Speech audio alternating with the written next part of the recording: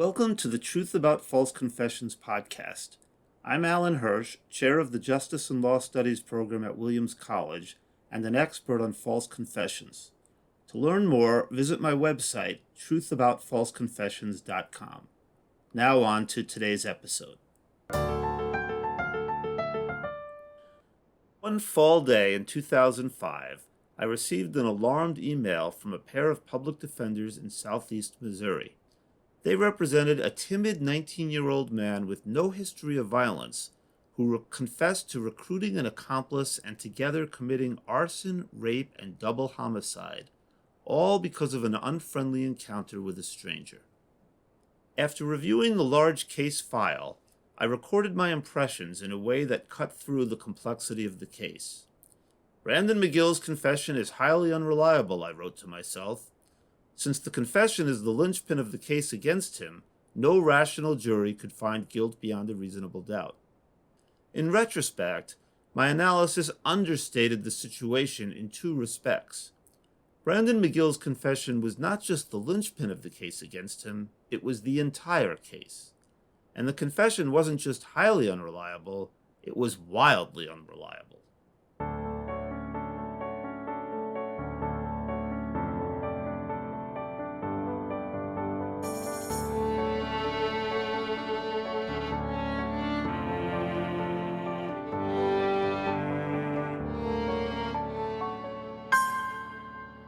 On July 26, 2005, a middle-aged man and his 10-year-old daughter were found dead in a burned-down house in Fisk, Missouri, a tiny town, population around 300, unaccustomed to such dark drama. The coroner's report said that both victims died from gunshots to the head before the blaze destroyed the home. Sheriff Mark Dobbs called it the most heinous murders I've seen or even heard of in Butler County. Dobbs' investigation was aided or complicated by the fact that on the night of the murders, a man was found dead nearby, an apparent suicide by gunshot. Forensics established that the gun used by the suicide victim, Jeremy Conover, was likely the same gun used to murder the man and young girl. All signs pointed to Conover having killed the couple before killing himself. But perhaps because of the complexity of the operation, the house burned down in addition to the two shootings, the cops believed that Conover had an accomplice. They rounded up his friends for questioning, including Brandon McGill. Sheriff Dobbs immediately determined that McGill was Conover's accomplice, based on just his body language, Dobbs later explained. But McGill had a solid alibi. He was shopping at Walmart at the time of the crimes. The store's surveillance cameras verified as much, but that didn't satisfy Dobbs. He decided that the coroner and fire expert must have gotten their estimates of the time of the crimes wrong. He arrested McGill and held him in jail, periodically bringing him to an interrogation room for questioning. The final interrogation lasted several hours, none of it recorded, before Brandon McGill admitted his involvement in the homicides and arson. He proceeded to give a detailed confession, which was recorded.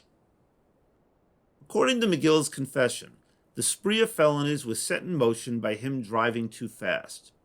A man named Terry Yates signaled McGill to stop when he sped down the street in Yates's residential neighborhood. McGill slammed on the brakes, exited the car, and the two proceeded to engage in a shouting match that morphed into a fistfight. McGill got the worst of it. He was so incensed that he recruited his friend Conover and with him returned to Yates's house intent on revenge. The two barged into the house, and McGill fatally shot Yates, while Conover raped and then fatally shot Yates's daughter Emily. To destroy the evidence, they set the house ablaze. They escaped to safety, but Conover ran off and killed himself. Why did I conclude that Brandon McGill's confession was false? For many reasons. His confession did not generate new evidence, despite ample opportunities to do so. Such a circumstance always presents a red flag.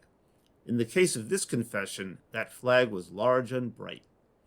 Brandon McGill's story included various facts unknown to the police at the time. Yet in one instance after another, the new facts he identified remained unverified, if not falsified. As I mentioned, McGill reported that the murders were triggered by his encounter with Terry Yates on the street. Police interviewed Yates' neighbors, none of whom witnessed the allegedly loud and violent fracas. The confession stated that Jeremy Conover raped Emily Yates. The autopsy report gave no indication of sexual assault. McGill's confession stated that Conover retrieved a gasoline can from across the street and they poured gas from it onto Yates' kitchen floor. However, the fire expert found no signs of use of an accelerant, and none of Yates' neighbors saw anyone run across the street nor found themselves missing a gas can. McGill stated that after pouring the gasoline, he deposited the can by a tree. Police searched the neighborhood and found no can. McGill claimed he took several guns from the Yates residence and deposited them in the woods, and even told investigators where in the woods. They searched and found no guns. McGill claimed he shot Terry Yates with the same gun that Conover used to shoot Yates' daughter. McGill's fingerprints were not found on Conover's gun. If even one of these factual claims had been verified, the confession would have been corroborated. The fact that not a single one was verified, despite a thorough investigation, was at a minimum extremely suspicious. More generally, as Sheriff Dobbs acknowledged in his deposition, there was zero physical evidence supporting McGill's involvement in the crimes.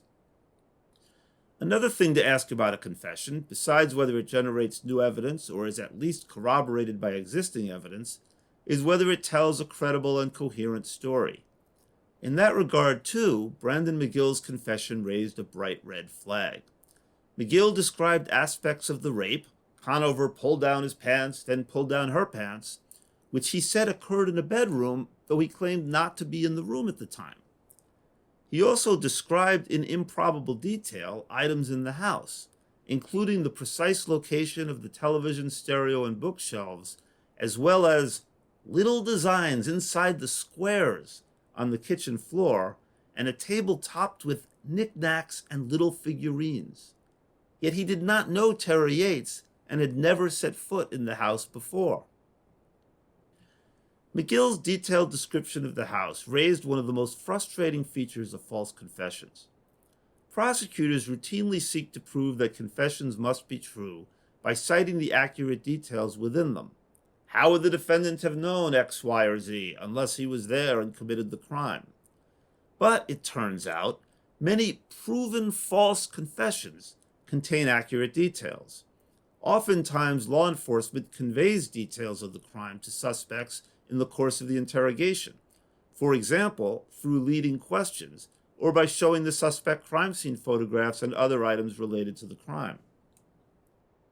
If Brandon McGill's confession was true, he had seen Terry Yates' house during what must have been an extreme adrenaline rush in the course of a rage-induced double homicide and arson.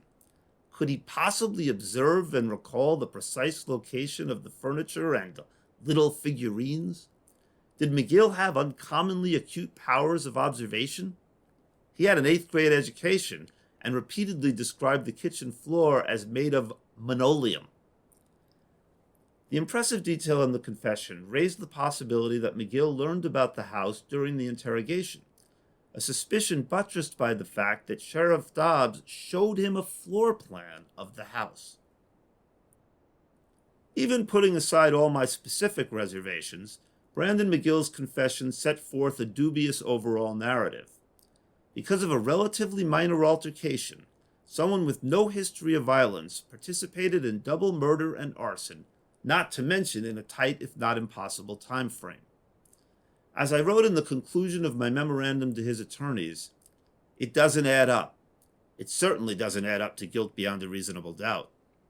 But how about the videotaped recording of the confession? I saw McGill confess with my own eyes and ears, but I knew that such recordings could be misleading.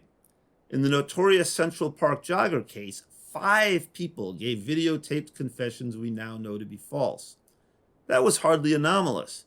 In many cases of proven false confessions, the confession was recorded. Viewing Brandon McGill's confession did not convince me of his guilt. Quite the reverse. For one thing, the many hours of interrogation preceding the confession were not recorded. At his deposition, Sheriff Dobbs could offer no explanation for activating the camera only when McGill announced his readiness to confess. The same equipment used to record the confession sat there ready to go throughout the many hours of interrogation. The police chose not to activate it until McGill agreed to confess. This, too, is surprisingly common, which hardly makes it more acceptable. The confession, which was recorded, gave a glimpse as to why the officers might have preferred not to start recording sooner. On a few occasions, McGill actually leaned over and asked Sheriff Dobbs for assistance in giving his account. At one point, he seemed to ask, "Is that how I should say it?" I played this over and over, but it was hard to make out because McGill had curiously resorted to a whisper. The confession gave the appearance of a scripted performance, and McGill struggled to remember his lines. Equally important, and related, McGill seemed to be in a fog. In his deposition, Sheriff Dobbs acknowledged that McGill looked lost during the interrogations, noting McGill's own contention that he was fucked up on pills. In Dobbs' assessment, McGill literally did not know the time of day.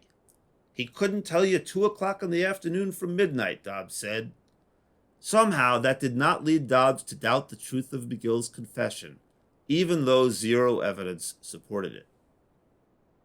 While a complete assessment of McGill's interrogation was impossible because police only recorded the confession itself, what I did see, as well as what I learned from the police reports and depositions, revealed a great deal about the interrogation tactics used on Brandon McGill.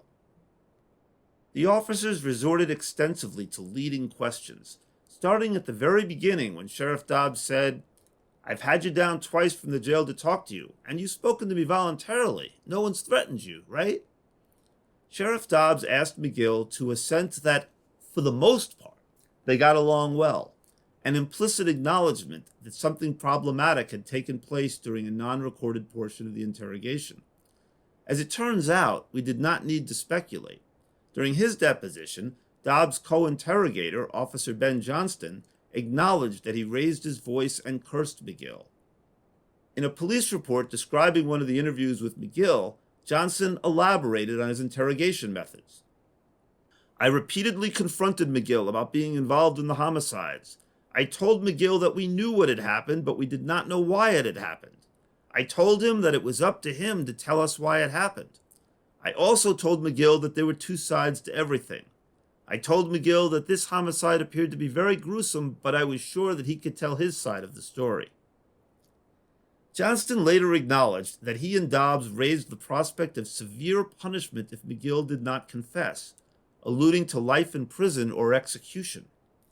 In his deposition, Dobbs admitted discussing with McGill a range of punishments, as well as the possibility of forgiveness, and telling him that any cooperation would be passed along to the prosecutor.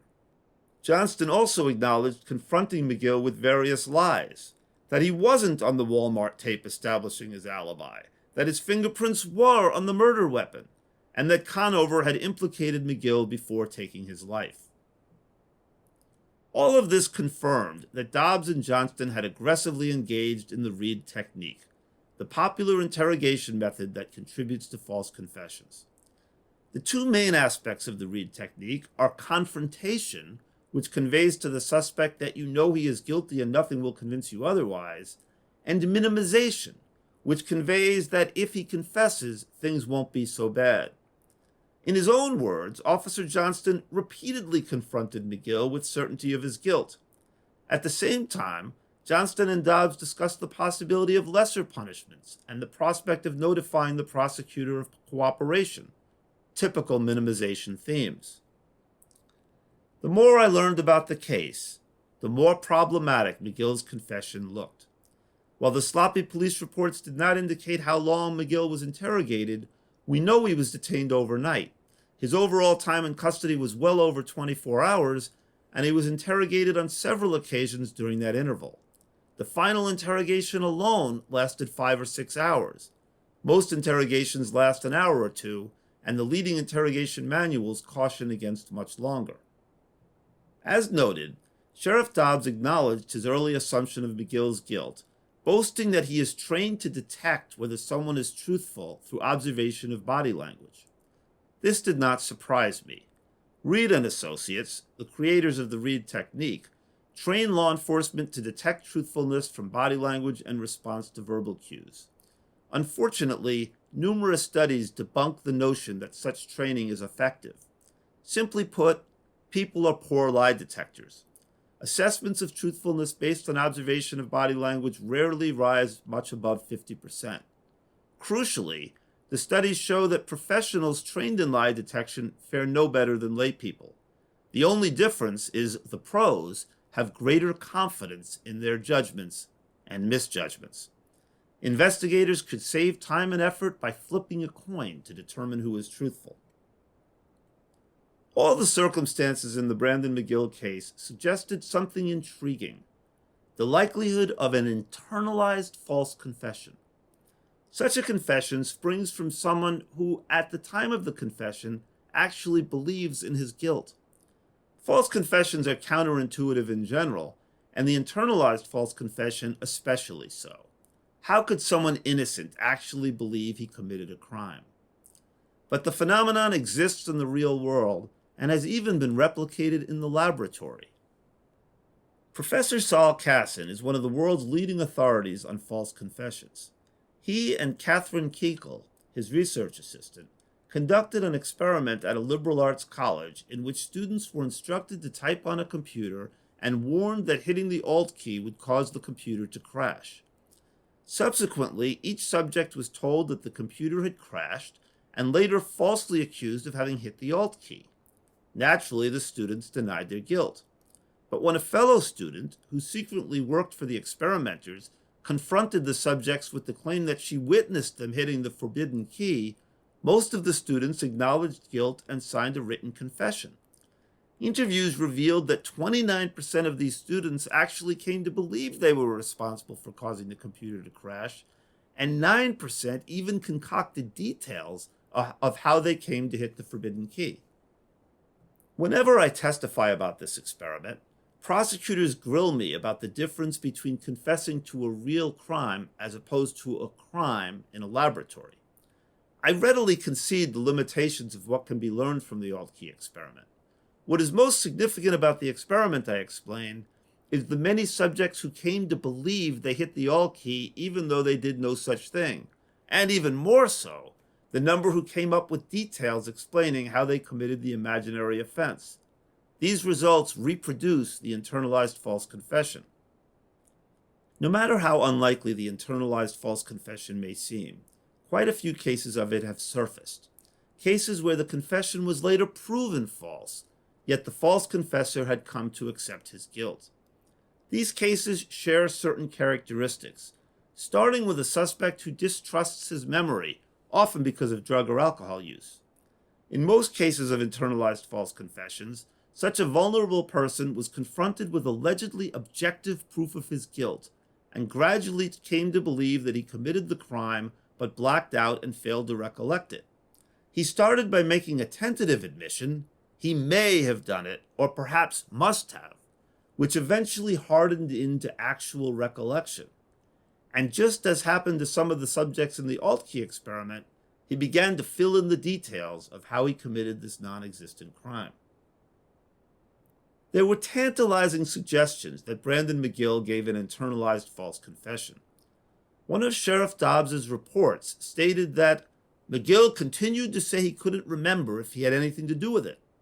In another police report, the following jumped out at me. When I questioned McGill about his whereabouts and actions on July 26, 2005, McGill stated that he was told that he went to Walmart. We know, through the surveillance video, that McGill was at Walmart. Since he had no reason to hedge about his own alibi, he obviously could not recall his whereabouts on the night of the crime. Given his lack of recollection, it makes sense that he would question his own innocence when confronted by authority figures insisting on his guilt. The possibility of an internalized false confession was bolstered by McGill's recent drug use. The interrogator's relentless insistence on his guilt and false claims of evidence likely led McGill, who was in a drug-induced haze, to determine that he must have committed the crime, but seeing as he could not remember much of anything, could not recollect having done so. In sum, to an open-minded observer, Brandon McGill's confession appeared extremely unreliable. The authorities prematurely decided upon his guilt, based on body language, a useless means of lie detection, and subjected him to long and grueling interrogations of the sort known to produce false confessions.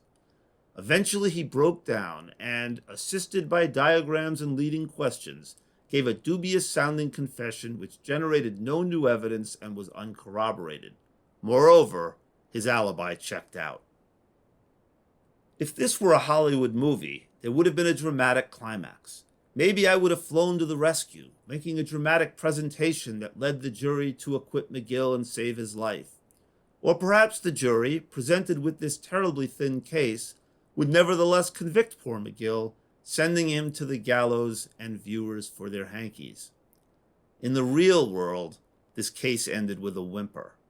Brandon McGill pled guilty. He had good reason to avoid the ordeal of a trial. While the case dragged on, his sister, his main source of support, was killed in a car crash. If McGill was beaten down to begin with, imagine what effect that had.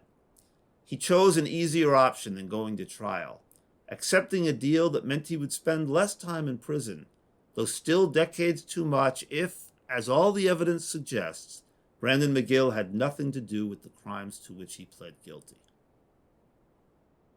Plea bargaining is one of the biggest sources of injustice in the criminal justice system, in part because it is the biggest source of activity, period.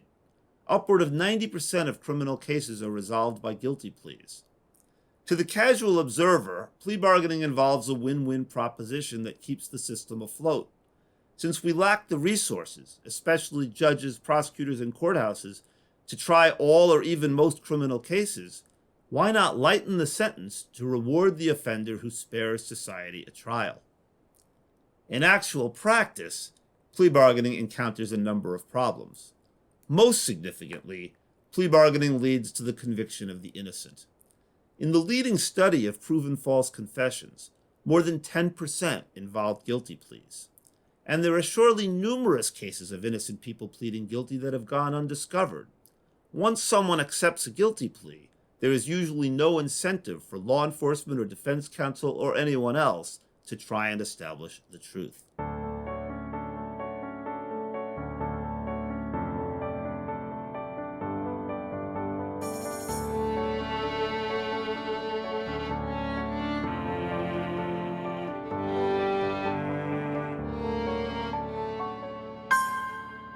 Thank you for listening to this episode of the Truth About False Confessions podcast. I would greatly appreciate it if you would rate the podcast on Apple, Spotify, or whichever platform you used to listen.